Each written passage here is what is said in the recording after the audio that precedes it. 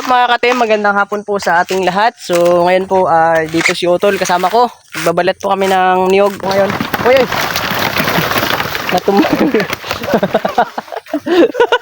Ayun guys, nagbar daw yung niyog. Dito si Utol kasama ko. Magbabalat po kami ng niyog. So kakatapos ko lang din po at si Kuya naman yung sub. So ayan, fix natin si Utol. Isa sa masipag namin kasama dito. So siyempre papasyalan din po natin yung kasama namin dito na dalawa, no? Pagbabalat ng niyog.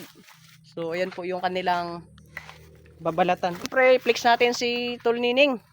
Isa sa mabilis naming kasama dito. Yan, batikan na po yan. So maghapon niya po almost siguro kung kasi alas 3 pa lang ngayon.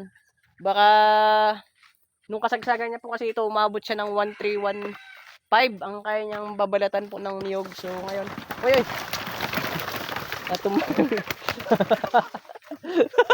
Ayun guys, nagbar daw yung niyog.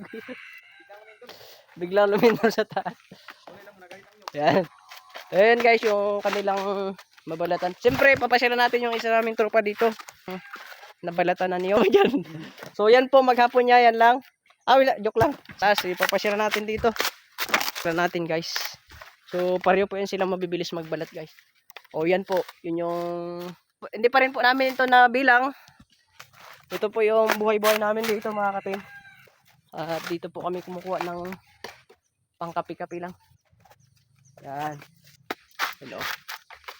Isa sa pinakamabilis namin trabaho dito talaga dito.